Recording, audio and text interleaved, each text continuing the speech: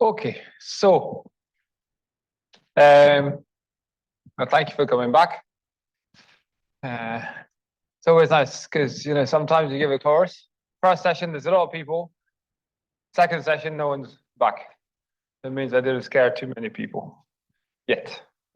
Maybe after the break. All right. So the plan is, so yesterday we basically covered kind of the basics, definitions and background and postulates mostly, and we saw, what a quantum circuit actually looks like. Today I'll look at two applications. Well, first part will be optimization. I'll start with this, and then I'll move on to, I don't know what to call it. I would say quantum machine learning, but I don't like usually when it says machine learning in there. But I'm not a machine learning person, so let's call it quantum. I don't know. I still haven't found a good name, so I would say quantum for statistics. No. Yeah, for modern statistics. Let's call it that way.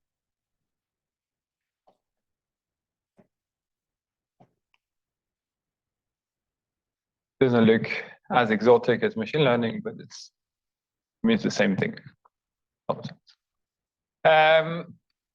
So of course, there's one thing I haven't really said anything about yet, which is, okay, maybe I'll spend 2 minutes on this because I find it very important, and every time I hear something about that, I also find it very irritating, which is, okay, I just write it here, but in small, because sometimes you see something called quantum finance. And I would very much, okay, you live your life, right? I'm not, I would very much stress and like that we don't use that expression, because I think it's very stupid. Because there's nothing quantum about finance. I mean, when I say finance, it's the same with economics, right? There's nothing quantum about economics.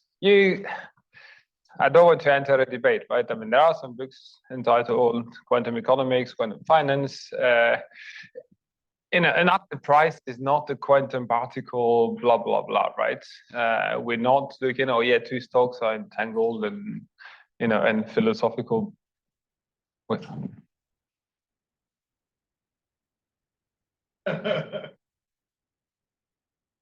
There was a mic problem. The data we're looking at are real data, right? I have stock price that evolves. I have, limit order book data. I have, population data. I have, depending on what you're looking at, we're looking at real data. We're not looking at simulating quantum particles. The data we're looking at are real data. So this thing, to me, this is complete nonsense. And I know that, it will, sometimes, people can use it, in kind of layman's term to summarize, but I think we should try not to use that expression, because I think it's very, not just bad, but very wrong. Misleading is too nice, I think. This is very wrong and very stupid. That's my little 1 minute rant. What we're doing is quantum computing as a tool, as a numerical tool for finance, for economics, right? As we'll say, there's also quantum inspired technique, but these are numerical tools, right? We're not doing philosophy, blah, blah, blah. Okay, so there we go. Now we can go back to doing fun stuff. Okay. So, but it means, I hinted a minute ago about the word data, but so far I haven't really talked about data at all, right? So when I look at optimization, I will not talk about data. And part 2, I will start looking at data. In particular, one very important question is, how do I put my data into the quantum computer? Where does the data, call it X, enter my quantum circuit? For now, we say circuits start at 0 and then we have loads of gates, but where does the data actually come in? But we'll see that in a minute. So let me start with optimization. And the type of optimization we're looking at is the following. So I have a function f that goes from binaries to R. And the goal is to minimize f of z for z in 0, 1, n. Right, so this usually is NP hard. We're not doing complexity theory, so if you know what that means, it's good. If you don't know, well, it means it's very hard. Basically. Because if I want to, of course, the brute force way is to check all possible values, right, and pick the smallest one. But of course, checking all of them, I have 2 to the power n values to check. When n is large, this is very heavy. So the method we're going to use is called quantum annealing / adiabatic theory. Adiabatic theory. And the way it works is the following. Let me give you a quick overview and then I'll state the main result. So the idea is that we're going to consider H, F. So here this H stands for Hamiltonian, which is defined as what? The sum over all Z in 0, 1, n, f of z, and we know what this notation means now. Right, so this is just an outer product, and let me put it here. If you take z, for example, to be 0, 0, 0, 1, 0, right, then this one is just 0, 0,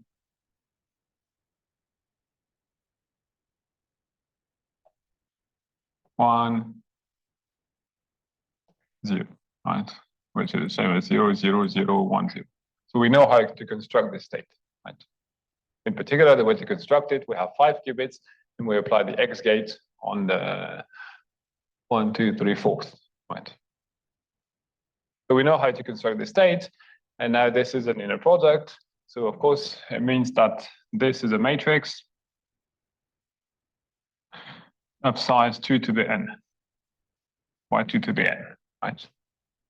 This is a row vector. Sorry, this is the column vector into the n. The other one is a row vector, so it's 2 to the n. So that's a matrix.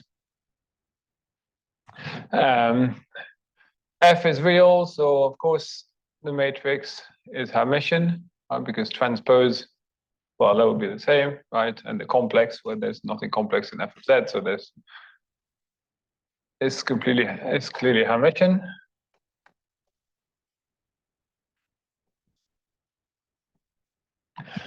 Okay, and F, I didn't say why I call it F, HF for now, but that will be hopefully clear soon. So now, okay, take some zk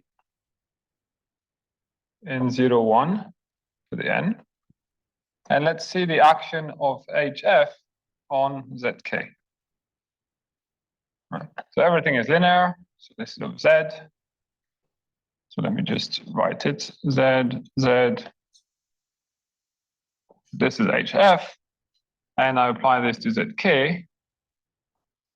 Now I can split this sum, so z different from zk. Z, zk plus, when it's equal to zk, zk, zk. I'm just splitting the sum between the part where it's equal to zk and the part where it's not equal to zk. Now all the z's ket z that forms an orthonormal basis of C to the 2n. So basically, these inner product is 0. So this sum is 0. And zk are unit vectors. This is equal to 1. Therefore, what this is equal to f of zk, zk. Nothing very complicated. The whole point of this computation is what? Is that my Hamiltonian H, constructed that way, is such that all the values f of z are the eigenvalues of my matrix, right? And the corresponding eigenvectors are zk.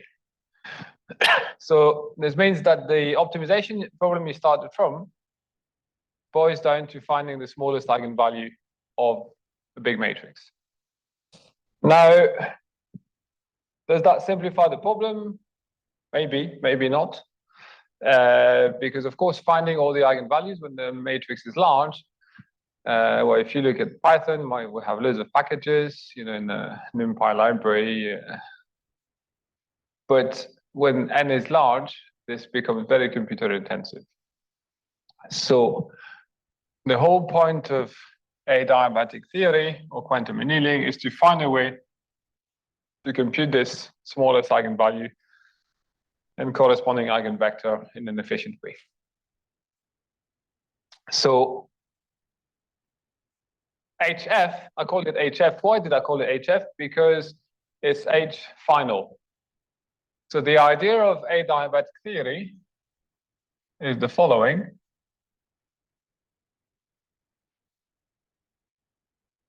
I'm going to consider a time-dependent now Hamiltonian, which, okay, let me write it this way for now.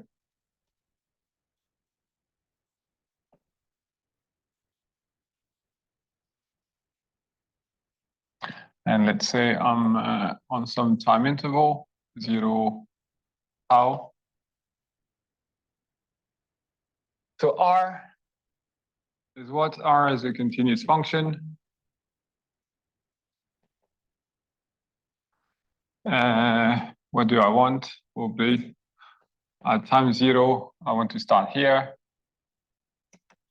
At time tau, I want to end here. Right. So the idea is what? The idea is I'm first going to construct a Hamiltonian at time 0, called A0, which has one very important property, is that the smallest eigenvalue is easy to compute. Right? And then I'm going to construct this basically time interpolating Hamiltonian between H0 and HF. So at time 0, I start from H0. At terminal time, I end up in HF, which is the one I want to end up in. And the idea is we'll have a way of keeping track, basically, of staying in the smallest ground state regime. So ground state means the eigenvector corresponding to the smallest eigenvalue. So let me phrase this more precisely. So let's make our life easier. R of t is 1 minus t. And so we know that if we have a quantum state, it solves Schrödinger equation, right? So something like this. H t psi of t with some initial condition. Right, so this is Schrödinger equation.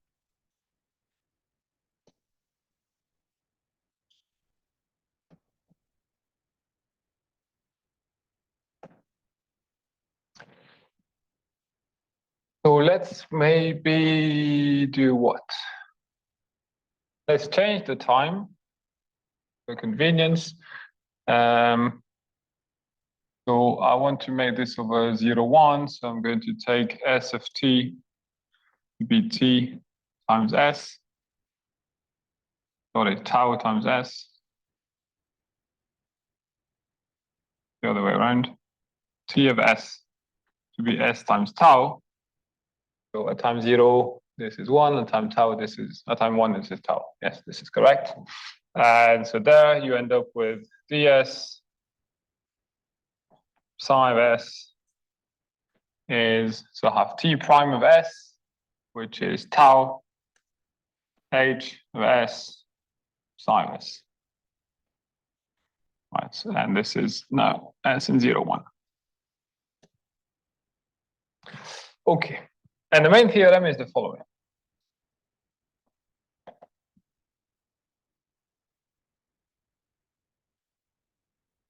What's the theorem? It says that if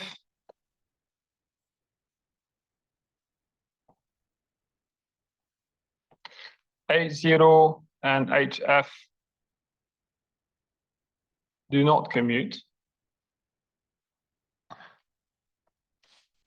I will explain why this is needed. We need the two Hamiltonians not to commute. So you can actually, this is just a Lie bracket, is not 0, right? So H0, HF minus HF times H0 is not 0. So what else do I need? This, if no spectral gap, well, sorry, there is a spectral gap. At all time, spectral gap at all time, well, at all time between 0 and 1. So spectral gap at all time, it means the smallest and second smallest eigenvalues of HS are separated. Right? I can distinguish them. So I order them and lambda 0 and lambda 1. Lambda 1 minus lambda 0, 0 is strictly positive.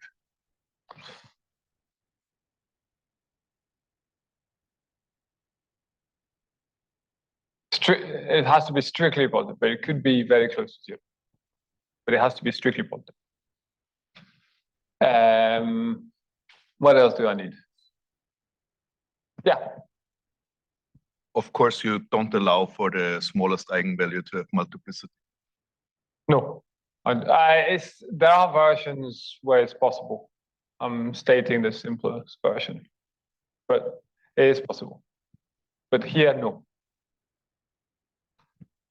What else do I need? I have some notes in case, right? So we don't get lost. But I think that's all I need. Then, for any delta strictly positive, if what? If tau is greater than 2 over delta, then I have some constant here. Then I have something like this. That should be should not be a square. That should be delta bar squared. Then this is this one. There's the square. Something like this. So delta bar is what? Delta bar is the supremum of delta S for S in 0, 1, where delta S is the spectral gap. So there's a spectral gap, so this is strictly positive. Then if this, then,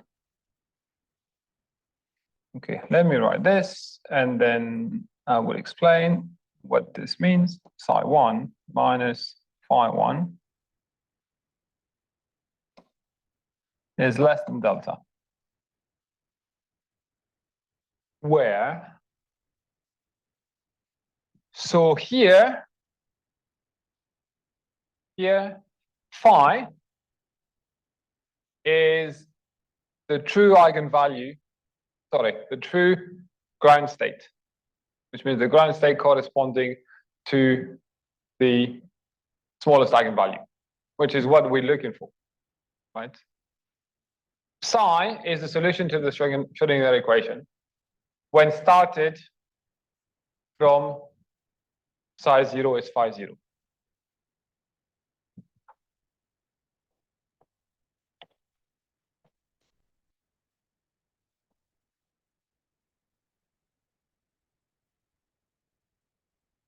So again, phi is what we're actually looking for. Psi is the solution to the Schrodinger equation at time 1 when I started from the ground state of H0, which we said actually is easy to compute. So the idea of the theorem says that if I start from the ground state of a simple Hamiltonian and I evolve through the Schrodinger equation, then basically I remain around the ground state. I remain at the ground state. If I have these conditions, so these conditions mean what?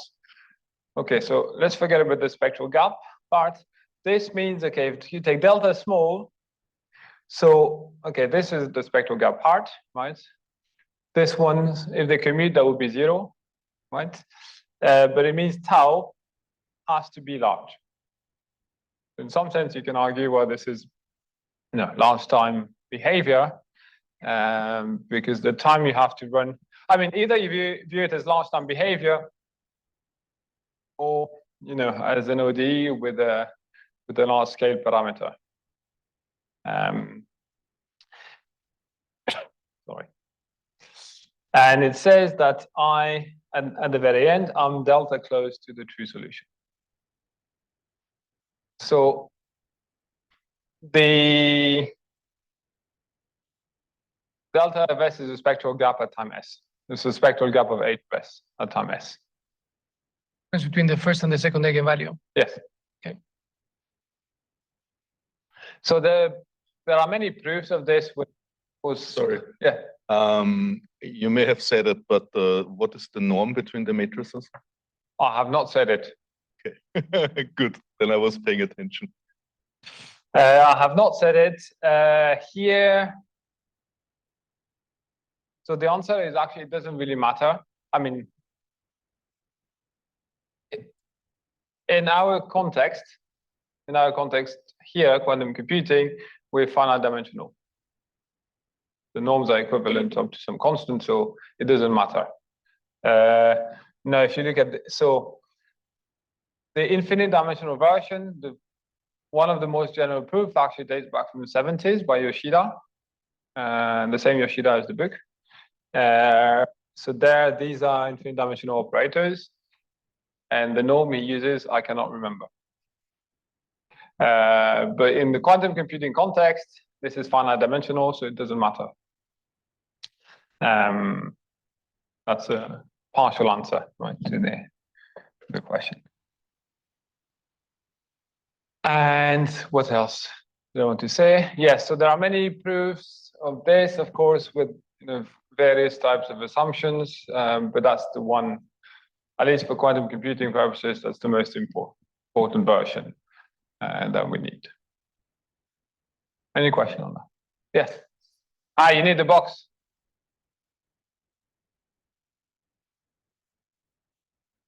Such a short question. So what's the phi again? Sorry. Phi is the true ground state. So the ground state is the quantum state that corresponds to the smallest eigenvalue. So this is what we're looking for. So basically the minimizer of the optimization problem. The quantum state that corresponds to the minimizer. Okay. Yeah. Yes, eigenvector. Yeah, thank you. Yes, exactly. That's the eigenvector corresponding to the eigenvalue, the smallest eigenvalue. All right. Any other question? So let's look at an example. Time is it? That's good. So let's look at a simple example, right? N is equal to 1. And this is called the 1-bit. Sorry, 1-bit disagree problem.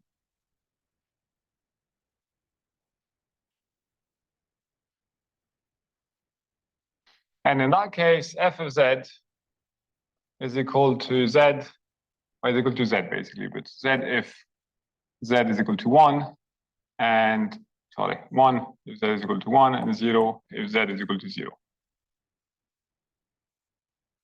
I know this is not very exciting, but helps understand. At least it helps me. And So here I'm going to consider HF. In fact, I started the motivation was I started with the HF being sum of f of z and outer product of z and z, but I could take all those. There's no unique one. So here I'm going to take what? I don't know. Identity minus sigma z over 2. So sigma z is the Pauli z, which is the z gate.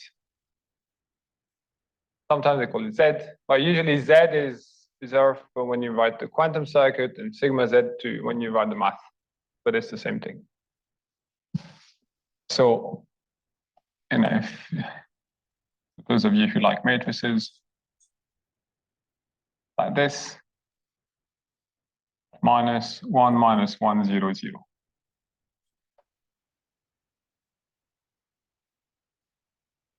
That gate, this is the identity. So this is what? This is 1, 0, 0, 0. Right? 1 plus 1 equals 2. Yes, correct. And of course, I can write it like this as well, depending on how you like the notation. So if I apply HF to quantum state 0, that's the advantage of writing it that way, because then inner product and outer product are very easy, straightforward to compute. Much easier than writing big matrices. Because in that case, this is just. I think you mixed up the. Shouldn't it be 0, 0, 0, 1 and 1, 1? What? Sorry? Is 1 minus 1 is 0, so the 1, 1 minus 1 is, yeah. So let's put a plus then. There you go. But don't you want cat bra 1, 1? What? Okay, sorry, yeah.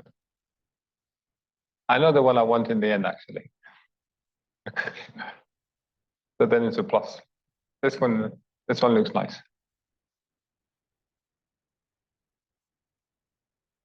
Yeah.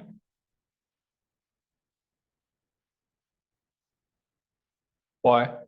No. I mean, the HF I had before, there was an example for the motivation. But in this case, I'm taking this particular H. The one I started from, in the previous slide, there was a motivational example. But as I said, you have flexibility to choose your final Hamiltonian. And I'm allowing myself this flexibility here. I'm taking this one. That's a fact. But let's see why I'm taking this one.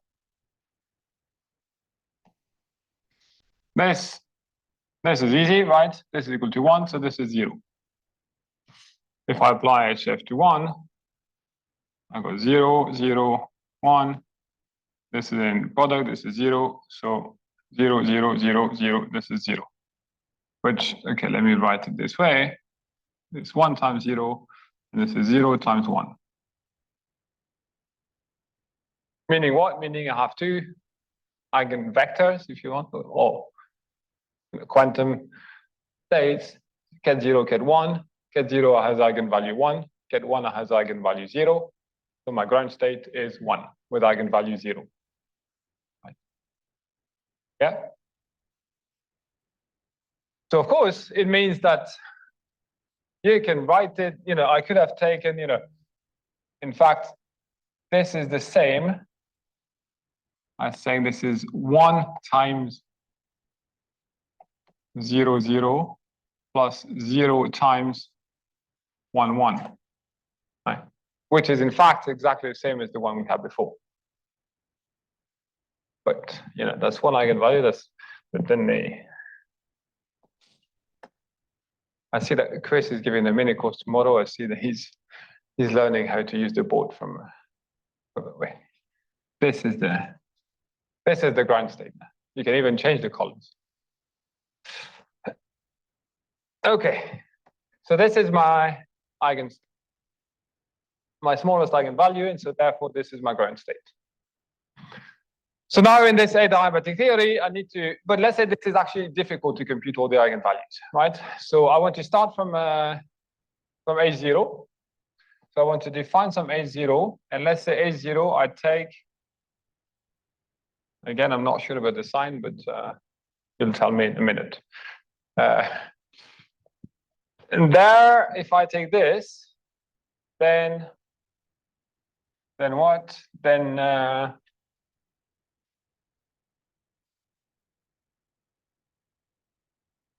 okay, so there's one notation I didn't tell you about before. Plus, this is defined as h being Hadamard applied to 0, which is 0 plus 1 over root 2.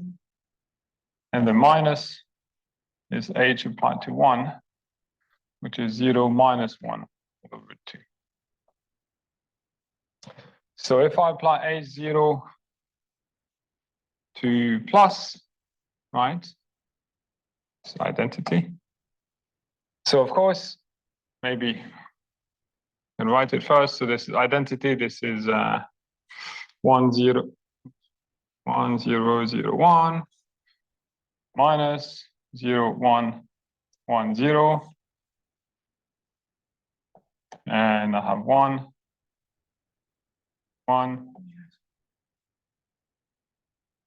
minus 1 minus 1 1 half, right? And of course, I can write this if I really want to have fun like this, plus 1 1 minus 0 1 minus 1 0.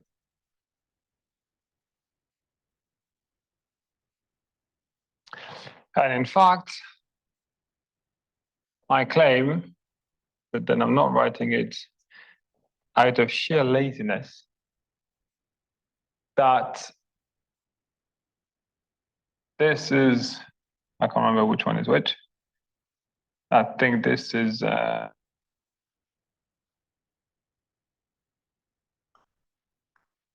0,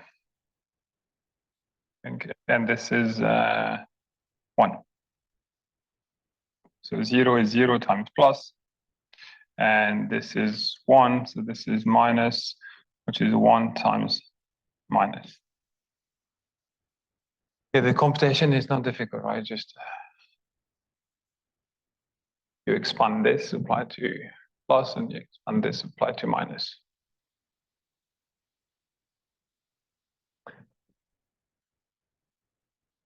Meaning what? Meaning that, again, I have two eigenvalues, 0 and 1, and so 0 is the ground state of H0. Sorry, plus is the ground state of H0 associated to eigenvalue 0. So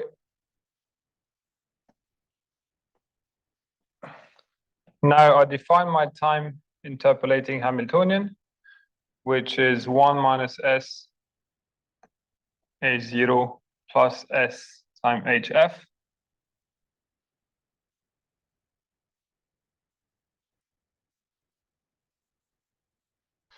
And okay, I'm not going to do two-dimensional linear algebra and computations on the board.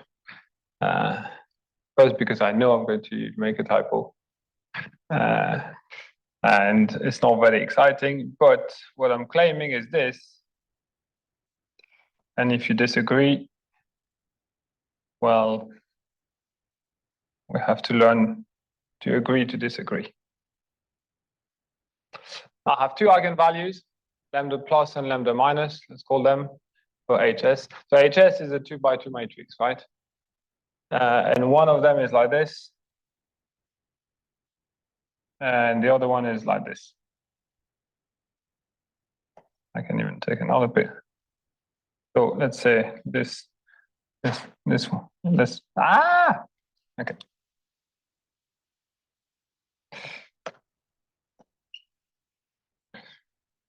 No. So that's, so I have 1, 1, this is some 0, 1 like this. And the other one, ground state 1 is like this. So these are my two eigenvalues between 0 and 1. Right, so these are the eigenvalues of H of S. So indeed, it starts at 0, finishes at 0, and the other one starts at 1 and finishes at 1. Right. Now, of course, if you remember the assumptions, vector gap, there's always a gap between the two. Happy. A0 and HF do not commute. Well, here we can check, right? A0 times HF minus HF times H0. I'm not going to write down the computation. The whole point is Pauli X and Pauli Z do not commute. So if I have a Pauli X here and a Pauli Z here, they will not commute. So this is fine. And so basically it says that if I take tau large enough, right, tau of the form 2 greater than 2 over delta and times the constant, then I will make sure that that if I start from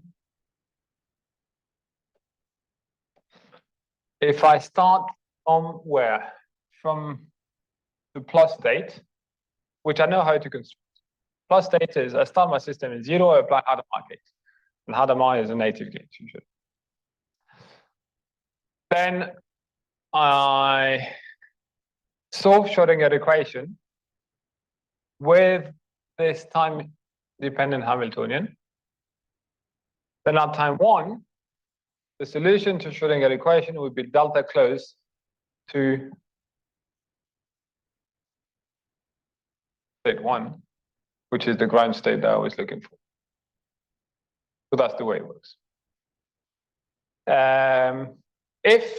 Let me say something about this. Any question on this part? Example. So suppose now that you did something like this. Suppose that you took A0 as ground state. This new A0, right? Let's put it in blue. Well, clearly A0 and HF will commute, right? Because, well, same Pauli gate, they will commute. You can do the same computations, but now you're going to have a different graph. What you're going to have is this.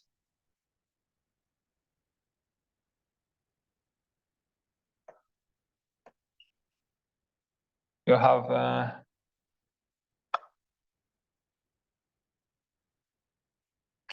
this. So one eigenvalue goes like this, one eigenvalue goes like that. Because H of S will be something of the form 1 minus S, S, 0, 0. It might be S and 1 minus S are reversed. Doesn't really matter to the story. So of course, and this is time 1/2. Of course, that's a big problem now, because here is fine, but their spectral gap collapses. Two eigenvalues cross. So the adiabatic theorem will not work. Will not work in the sense that tau has to be infinite. So how to fix this?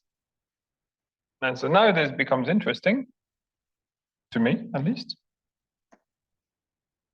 Let's put green. So of course one solution is let's change A0. I can't change HF, right? Because HF, well, I could take maybe another one, but HF is the one I want to solve for, so I don't touch it. But maybe I can change A0. That's one possibility. But maybe we like probability. We like, I don't have the cap anymore, stochastic. And so the one thing we learn when we start doing stochastic is, we have an ODE. It's very ill posed. But if we add a little bit of noise, Bob's your uncle, everything works. more or less, right? But noise has a very regularizing effect. The box is over there.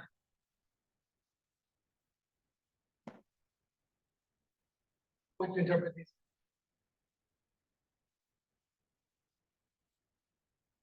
Yes. Chess. Yeah.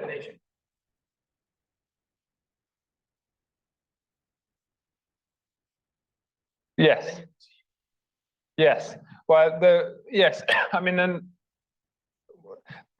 So if I have time, I'll talk a little bit about one method which is called QAOA, Quantum Approximate Optimization Algorithm, which basically says, well, okay, I'll explain that in a minute. But yes, the problem is once you get stuck in an eigenstate, you can't escape, right? Because basically you apply A0 and HF successively. So if you're an eigenstate of one, you remain in the eigenstate of the other. So there's no chance of moving away from it. And if you start from the wrong one, then you will stay there. Yeah, exactly. What was I saying? Noise. The noise is good. We like noise. Sorry? Exactly. Right? Noise in stochastic has a very regularizing effect. It has a lot of very nice property. So maybe we can add some noise. What kind of noise can we add? Well, we can add this, for example. I can't remember. Maybe S, which would be something, plus epsilon. This means dot, because I don't remember exactly. Or maybe it's just I have S. Yes. I can write it precisely, right? But I don't want to burden notations. Now the point is, if you add this little, of course, epsilon is strictly positive. What you'll get is this, right? And the spread here is epsilon. By introducing an off-diagonal noise, which of course will break the commutativity of the two, then you restore the spectral gap. So now here, of course, this noise I'm setting is deterministic. Maybe we could think of adding something like this. By W is a Brownian motion, for example. Is that a good thing? Well, so then that becomes stochastic Schrodinger equation. There's been quite a lot of work on that kind of things for a while, but not necessarily in the context of really optimization, not so much.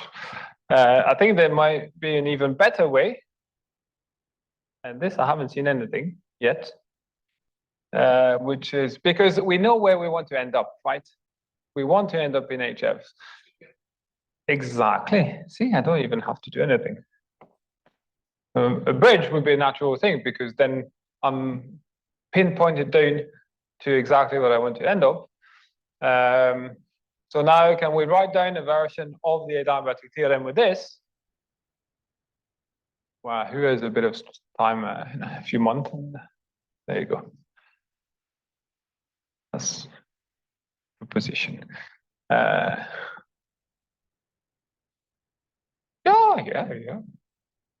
We do things in infinite dimensions, so why not?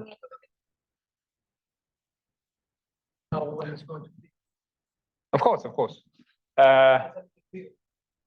So there are versions of stochastic Schrodinger equation, which of course there's a link because I have a dt term on the end on the left, right? Then there's a clear link with SPD, for example. So, well, next few years of research. Okay, what else do I want to say about optimization? Any question? You need the box. Do you have a coffee next to you? If you have a coffee cup, this is not a good idea.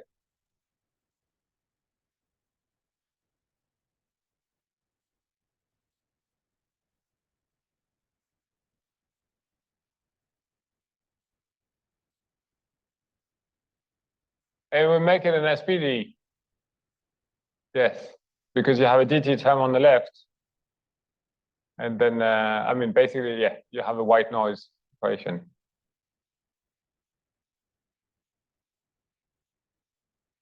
Yes. So there are some versions with standard Brownian motions.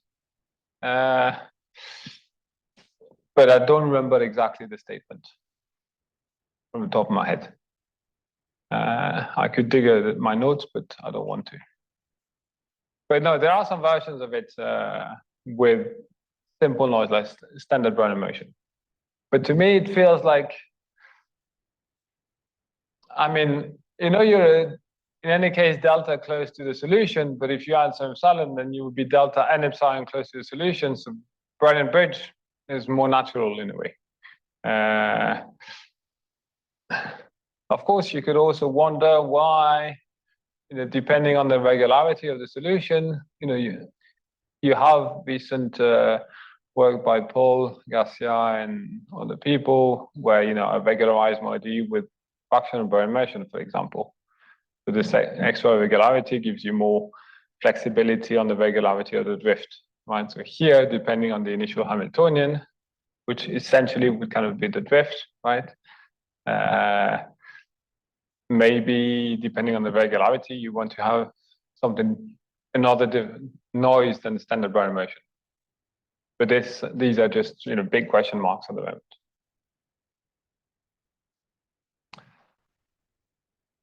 Okay, so maybe one comment on the practical side. Why do we care about this? So we said this is an optimization problem, right? Which looked like min of f of z. What time is it? Okay. So z in 0, 1 to the end. Why might we care about this in practice? Because the title of the course is Quantitative Computing in Finance. Well, I can think of the following. I can think of this. I want to minimize Q transpose X. No, the other way around. X transpose QX. Let's say sigma X for X in 0, 1 to the n. Where what? When X is I invest in this fund or I don't invest, or I invest in this asset or I do not invest in this asset, and sigma is your covariance matrix.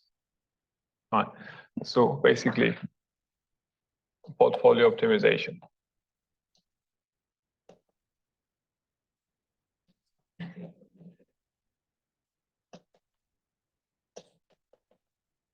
So this generic form is called usually QBO problem. Those of you who come from optimization, QBO stands for quadratic and constrained. There's no constraint on the X. Binary optimization. Of course, if you think of assets, usually, you know, Markovitz optimization doesn't look like this, right? Because X are weights between 0 and 1, and then maybe I have some constraints. So here, the way to interpret it could be, well, I'm a fund manager, and I'm interested in whether or not I invest in this fund, right? So it's 0, 1. Can I apply it to the case? So can I apply it to the case where X, well, you know, plus constraints? Well, the answer is potentially yes, depending on the constraints. But the point is it has to remain in some QBO form like this. So if you have a linear part, the nice thing about the linear part is because X is 0, 1, X squared is equal to X, right? So the constraints can be put in there with a different sigma.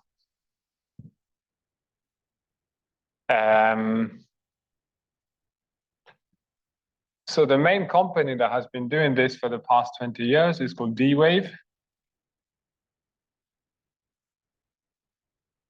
This is a Canadian company, which does one thing and one thing only, which is quantum annealing, which is this adiabatic theory, right? Which says that basically it solves this problem. So in physics, they don't call it QBO, they call it icing. sorry, this one Vienna, easing.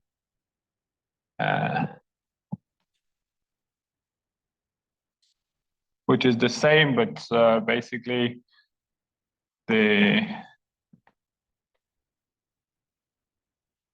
talk about spin variables, which takes values in -1 + 1. But then they solve really that kind of problem. And they do one thing and one thing only, which is solve this, but they do it very efficiently.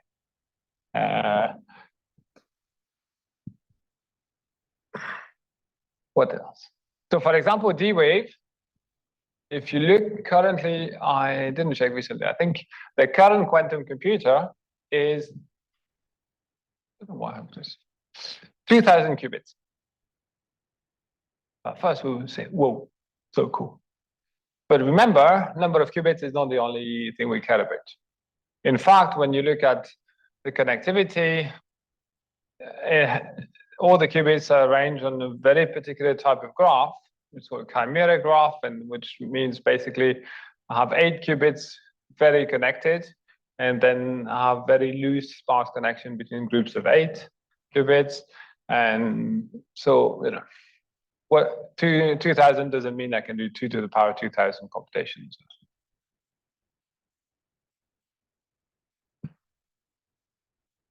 Yes. Oh, you can shout otherwise. Could you? Okay, what this works. How would you modify the problem to actually get? Oh, Coffee cup. No, I keep it. It's dangerous. Oh, it's close. how would you modify the problem setup to actually not necessarily have like in a quantum? Yeah. Well, my answer is this. Good question. So there's no precise answer at the moment. Right now, so the what's it called? Is it Caixa Bank? I think there's a group. I think in Spain, is it Caixa or Chris? Do you remember? No. Okay. There's a group of people. I think it's well. Anyway, if you Google portfolio optimization with D-Wave, so there are ways which, you know, for example, but it's not efficient, which is to say I multiply the same asset, right? So if I have 3 times the same asset or 10 times the same asset, it means, you know, I can have 10% somehow. That's a sneaky way of doing it, which is not efficient. There's no precise answer to the question. This is actually one big question mark.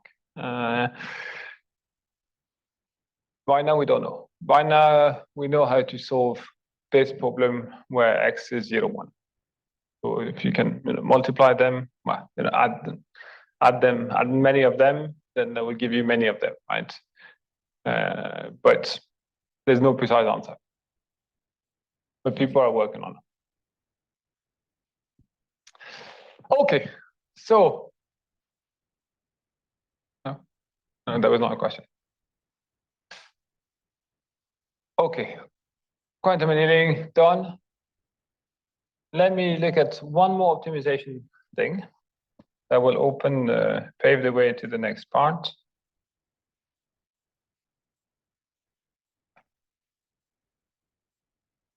Okay, I used too many pages.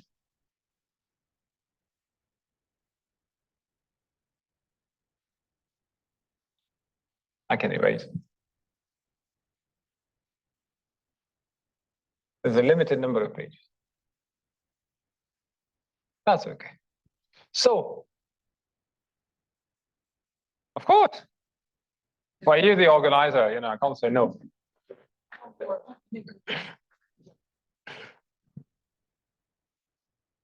I wanted to ask what you needed.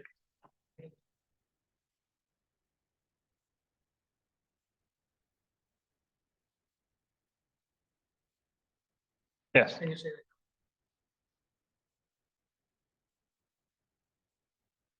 Yeah.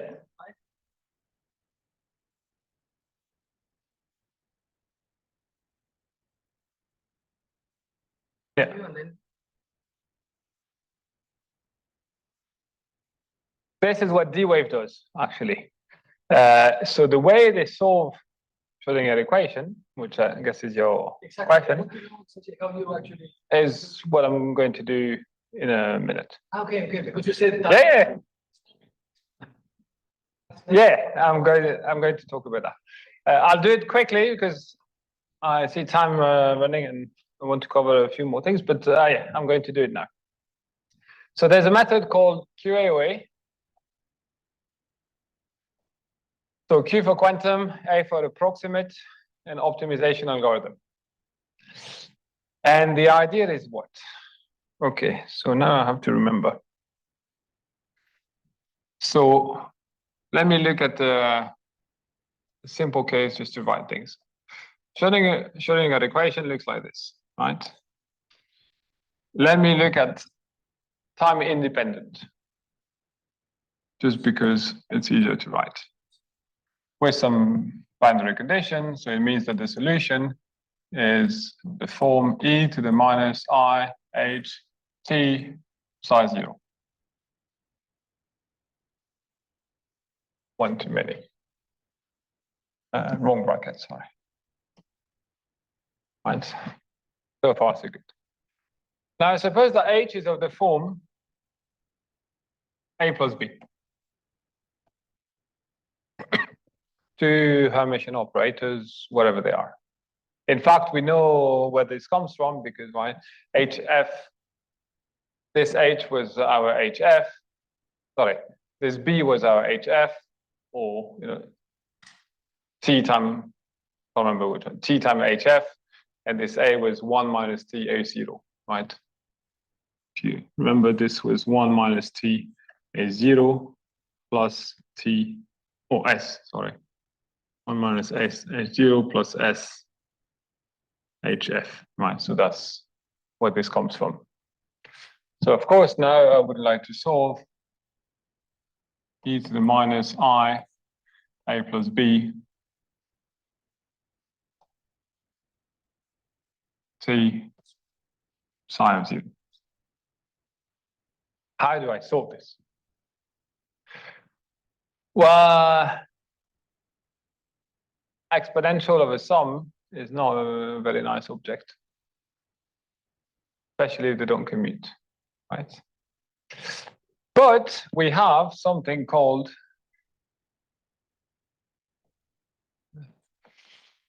Suzuki,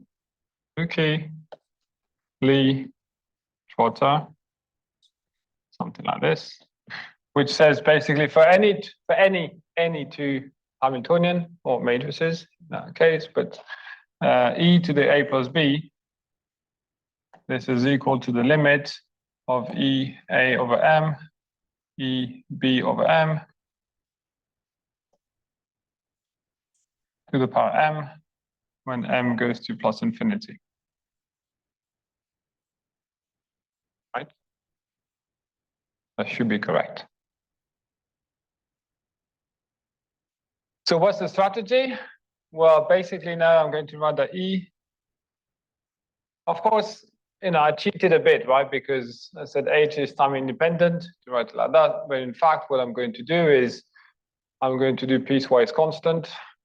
Right? So I'm going to approximate my H of T, H of S piecewise constant. So we'll apply A0, a bit of A0, a bit of HF, a bit of A0, a bit of HF, constant, piecewise constant. And so in the end, what I'm going to solve, I don't want to write every tiny detail here because we have time constraints. But in the end, what I will end up, so I start from psi 0.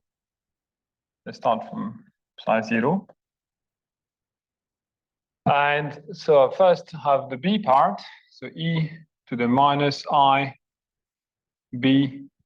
Let me write delta m, and then e minus I a delta m, then e minus I b delta m minus 1, and so on, right? So delta m, delta is a time grid between time 0 and time 1.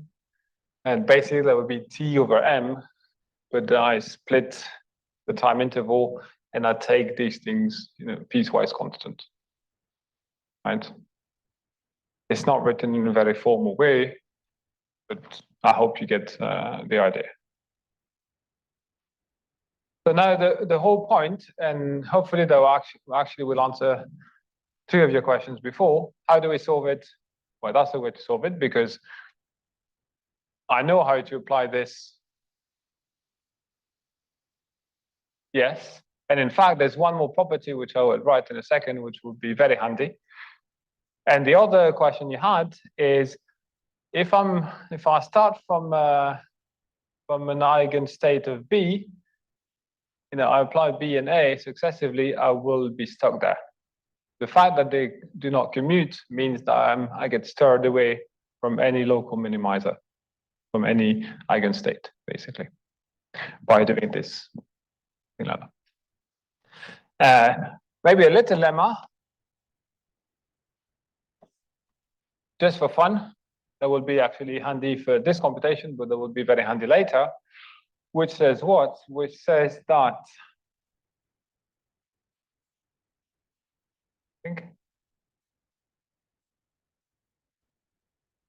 yesterday I could blame just like Eric, I could blame the travel, but it doesn't work today anymore, right? So if U is, let's like U is an operator, the form U squared is identity, and alpha is in R, then e to the I alpha U, alpha times U, times identity, alpha is equal to 0, that gives me identity, plus I sine alpha U. I mean, this is trivial, right? This is you just take exponential. This has infinite radius series. You expand it, and then basically all the odd even powers of U. So U squared to some power something that will give you identity, right? Because of this. Oh, and that's actually the expansion of costs, and the even powers. The other way around, right? The even powers give me this one, and the odd powers, U to the 2k plus 1, the U to the 2k less identity. So I have a U that comes out, and the sign is the other expansion part. But why is that important? Because basically, all the Pauli gates in particular, identity x, y, z, satisfy U squared is identity. And any Hamiltonian, I can always decompose into Pauli gates, right? Because that's the basis. So it means that this B and this A, I can always write it this way. And of course, applying this to any quantum state, that's trivial. Right? So applying this to a quantum state, then that's very easy. Okay. So this is QA, right? And now, we're good with time. So basically, the last part of the course will be about quantum machine learning. I know these are 2 very sexy groups of words, and I keep for the end, but there's a good transition between optimization and quantum machine learning. I want to talk about one method, which is called variational quantum eigensolver. Why is that a good transition? We'll see, because on the one hand, it solves this problem, which is finding the smallest eigenvalue, but it solves it in a way that is really at the core of quantum machine learning. So, okay, I don't know. How do I do? Limited number. I can do this. No?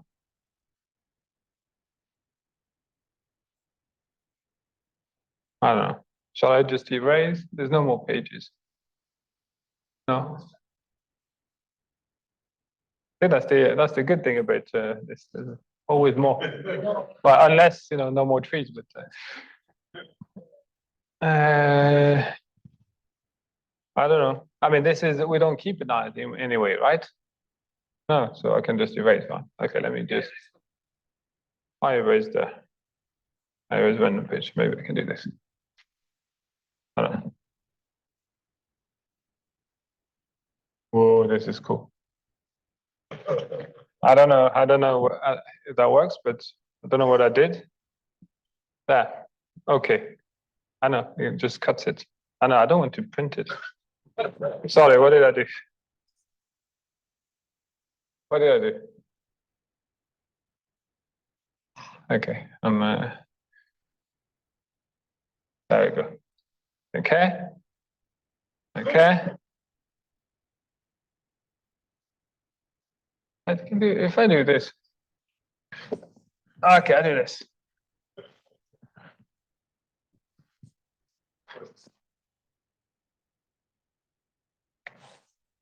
One very nice advantage is, when there's a blackboard, then my trousers end up all white. There, I can still do this and it's fine. Like magic.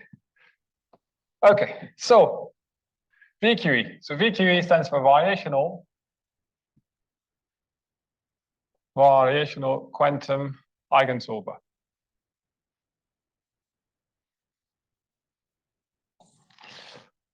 So how does that work? This I have to remember. So I have a Hamiltonian, and I want to find the smallest eigenvalue, right?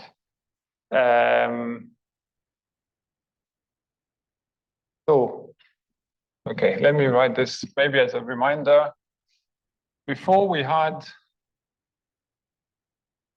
so if we had an observable, no, before that was yesterday, we had an observable M, and because it's an observable, it's Hermitian, I have a spectral decomposition of this form, where lambda M are the eigenvalues, and PM are the projectors, right? And we said in particular that, so I wrote little p, but let's write p as a probability, that would be clearer. Probability of observing M is what is psi PM psi. Well, we wrote it this way, completely clear. But of course, PM being a projector, this is just psi EM psi. Now, of course, I could say, how do I make sense of this expectation, or how do I write an expectation in quantum term? Well, of course, expectation, this is what? This is the sum of the values I observe times the probability of observing this value. Right? Nothing very exciting so far. But now, okay, this is what? This is the sum of M, lambda M, and I replace psi, PM psi. Everything is linear, so this is psi, sum lambda M, PM psi. This is exactly psi, my observable psi. So this, the reason I wrote this computation is just because this is the way expectations are computed in a quantum way. But the motivation is, the origin is really, it's the same as this, right? Okay. So now what? Now suppose, that's part one. Part two. So now, suppose a PM, my PM, the projector, so I'm just going to write them in this form. Hopefully that should not create too much confusion. So this is just an eigenbasis, right? So these are all my, this is my eigenbasis, right? So it means that my observable M, this is just a spectral decomposition, eigenvalues decompose into this eigenbasis. Right? Okay. And now what? Now suppose I compute this expectation. So usually actually it's written like this. It's written M with the psi here. This should be a definition. So suppose I compute this expectation. So this is psi. Then I have some lambda m, psi m, psi m.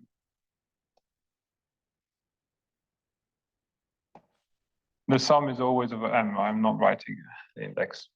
Well, I can if you want. By linearity, this is sum over m, lambda m. And then what do I have? I have psi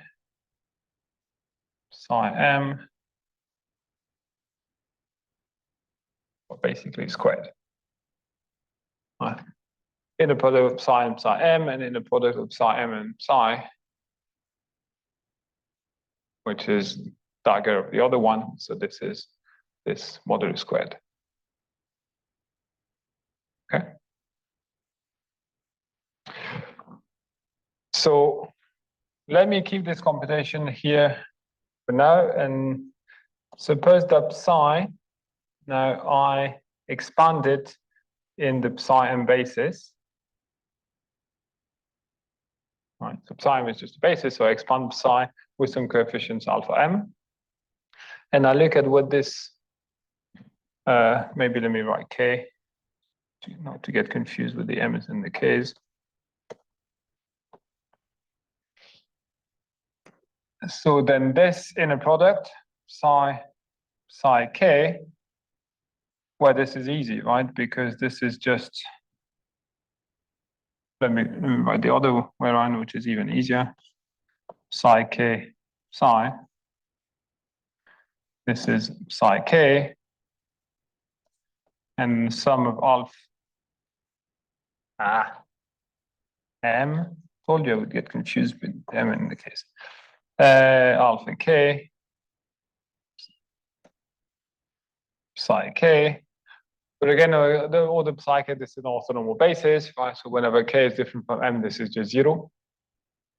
And otherwise equal to 1, right? So this is just alpha m, psi m, which is just alpha m. Because all the others are 0. Meaning what? Meaning that this is the sum over m of lambda m alpha m squared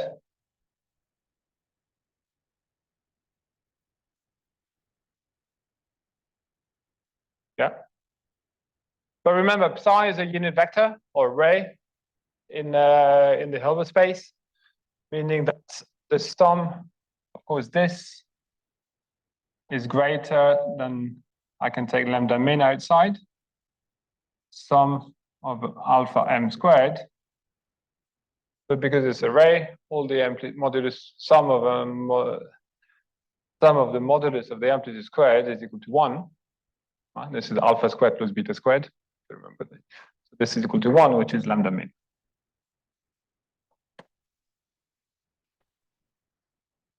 Lambda min is the smallest eigenvalue.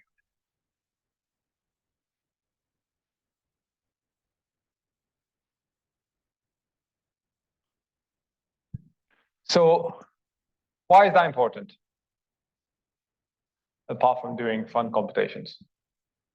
So it is important because lambda min, remember, this is what we're trying to find, right? I have a big matrix of size 2 to the n by 2 to the n, and I want to find the smallest eigenvalue. Now, what this says is that take any quantum state psi, any, compute the expectation of m in this state, then this would be greater than the smallest eigenvalue. So then what we could do, that's a very natural thing to do, is to look at the following problem.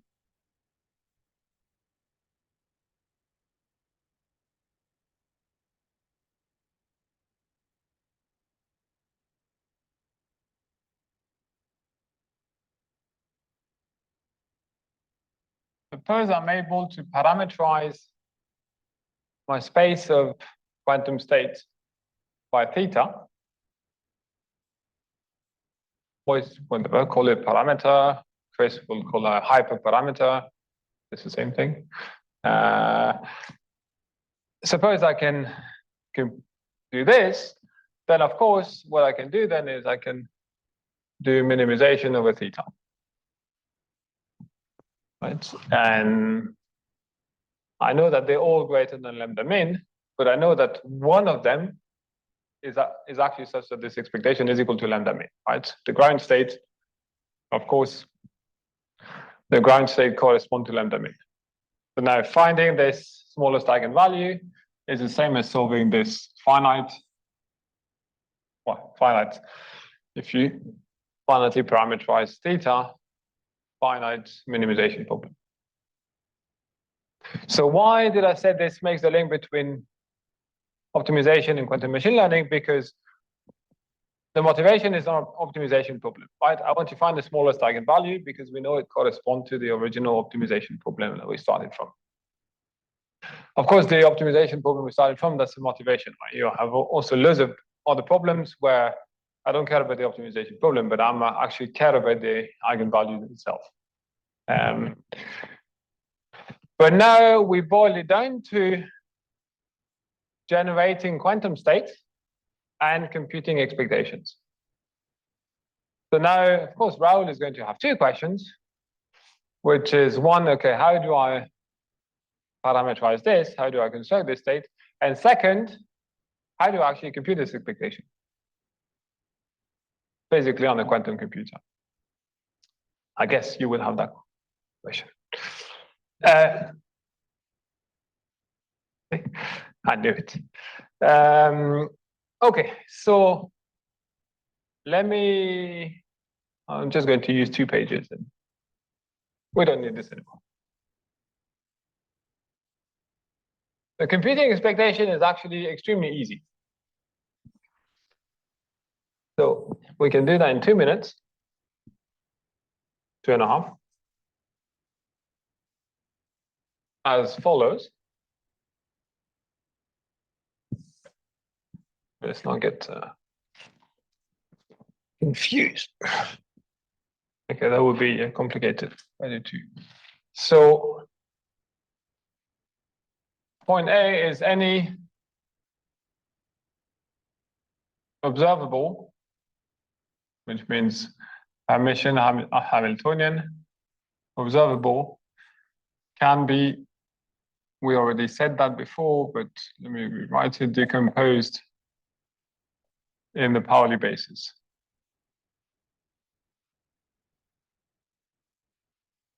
Which means what if I have 1 qubit? It means that M, I can write as alpha identity plus beta. Let me know by alpha and beta. So A identity plus B X plus C X after X is Y plus DZ. This is 1 qubit. If I have 2 qubits, then I will have the product of Pauli's. But they don't commute, so it's fine. You cover the whole basis. So of course, if I'm interested in computing expectation of M, expectation is linear, right? So for example, so then let's write it. So I take M in state psi, where this is A psi identity psi plus B divided psi X psi plus C psi Z psi, no, Y plus D psi Z psi.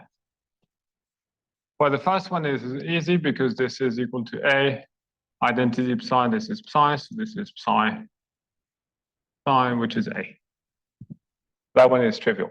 So you give me an observable M, you decompose it into the XYZ identity basis. I want to compute the expectation. This one is easy. Now let's look at this one. Why? Just because the computation is easier. But the others follow the same logic. So I want to compute this expectation, psi z psi. How do I do this? Well, okay, so psi is a 1-qubit system, so I know I can write it like this. Right? But z, remember the action of Pauli z. Z applied to 0, this is 0. Z applied to 1 is -1. Sorry. -1. So if I, so then psi z psi is equal to what? Okay, alpha star 0 plus beta star 1. And then z applied to this, but z applied to, let's do directly, alpha 0, this is just alpha 0. Z applied to 1, this is minus, so we've got minus beta 1. And then I have, of course, the 0 and 1 is orthogonal, so this is 0, so I've got alpha squared, and then plus beta star beta with the minus beta squared.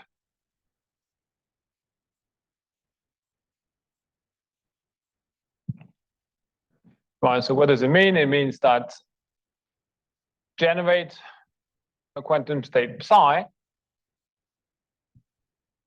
the way you want, parameterize and so on. We'll see in a minute how we do this.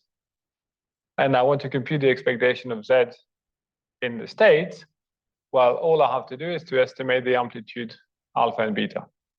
So again, how do I do this? Well, I create and generate a state. I measure once, I observe one value, either 0, 1. I repeat it 100 times, and 30 times I observed alpha, 30 times I observed 0, 70 times I observed 1. So alpha squared is 30%, beta squared is 70%. That's your expectation. Now, y and expectation of x and y, where you have to work a little bit more, meaning that instead of 2 lines, it's 3 lines. The whole point is you want to change the basis, because in fact, 0 and 1 are forming an eigenbasis of z. The computation is direct. If you do x and y, then you should switch to the eigenbasis of x and y to do the computation more directly. But it's exactly the same computation, so I'm not writing it on the board. The point is, it's very easy to compute the expectation of unobservable this way.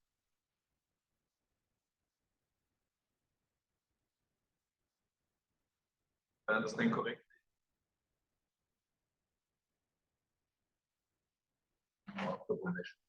Yes. Yes. Exactly. So I have, let's rewrite it here. Let's say this circuit, Hadamard. So here I know and then like this. So before measurement, I know that my quantum state is this, right? But remember where we ran yesterday in Qiskit, what I did, I created my circuit, I apply Hadamard, right? So we had QC. This is really cool to write Python code on the board. QC, I apply H to 0, that's the index. And then I do QC, I measure all. And then I did what? I did run m times. My QC.run, it's not exactly this, but it's the QC.run m times. And what I get, of course, is alpha. I get an estimate alpha hat. I should write alpha squared hat, which is number of time I observed 0 divided by m. Number of time, because when I measure, it collapses either onto state 0 or onto state 1. And so I just count the number of times I observed 0, number of times I observed 1.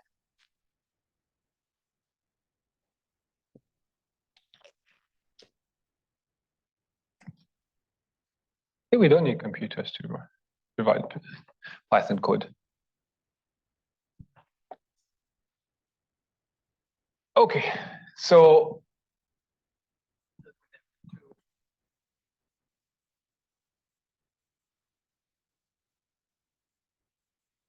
yeah, I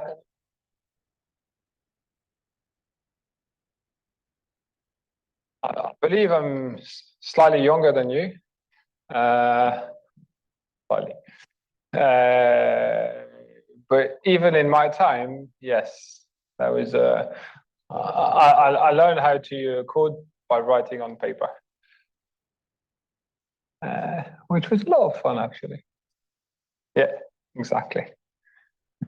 Okay, you young people, you can't understand that, but okay, so just before the break, let me do one last thing, which is we said we can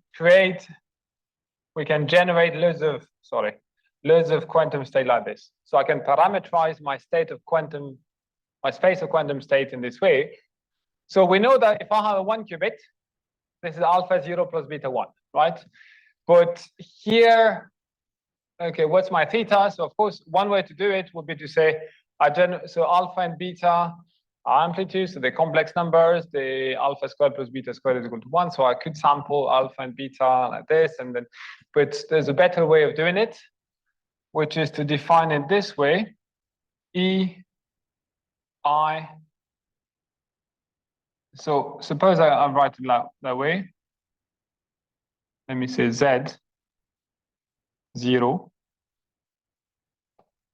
So this has a name. We wrote it yesterday, I think, but so this is the same. So this means when you look at the block sphere, which briefly mentioned, but is parameterized actually according to the X, the Y, and Z axis. Okay. So this is a rotation of angle theta around the Z axis. The 0 is the upward state vector, and then you rotate. And this is defined as e to the I theta over 2 times Z, where Z is the Pauli Z. Why is that convenient? Because if you remember the lemma we had, theta over 2 is real number. So this is cos theta over 2 identity plus I sine theta over 2 Z. Right. So it means that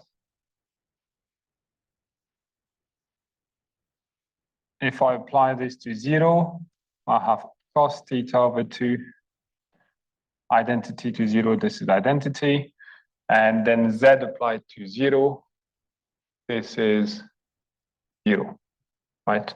So, of course, this means it just gives me, plus I sine theta over 2 0, which is not very exciting, in fact, right? Because it stays in 0. Right? So this is not ideal, but that's the general idea, right? Now, the best way to do it, for example, is to, for example, what I can do, I can apply H here, it'll be Hadamard. Instead of Hadamard, I have 0 plus 1 over root 2, right? And then I will have a combination of zeros and ones. Basically, I will be able to span the whole space.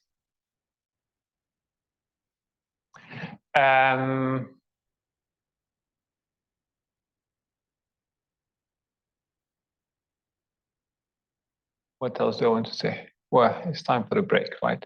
So, okay, so just to recap, what we looked at was how to solve an optimization problem in a specific form, right? Of a cubal form, so quadratic unconstrained binary optimization that basically is equivalent to finding the smallest eigenvalue.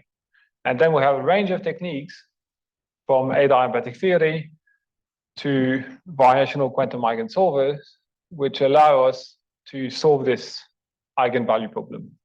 But what we also learned from VQE, variational quantum eigensolver, is that we can basically parameterize quantum state, and so generate any quantum state via a rotation matrix. Of course, I took Z, but I could take Y and X also.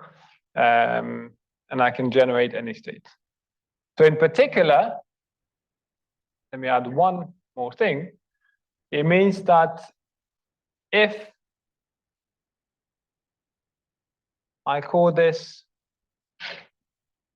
bless you, square root of 1 minus P0, and okay, suppose that I end up with something like this, right? And then this is square root of P0. Parameterize P0 and through theta.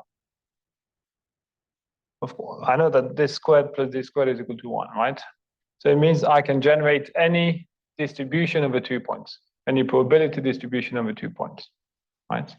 Where my labels, my Dirac masses are just the labels at 0 and 1, and the corresponding probabilities are P0 and 1 minus P0. So it kind of, because of course there's one thing I didn't say, which is how do I actually output real data? So one answer is if you want to generate a probability distribution, discrete, right, everything discrete here, then that starts by giving us a hint on how to generate probability distribution. This is for n is equal to 1, so 2 points. But after the break, we'll see how to do more than that. That's it.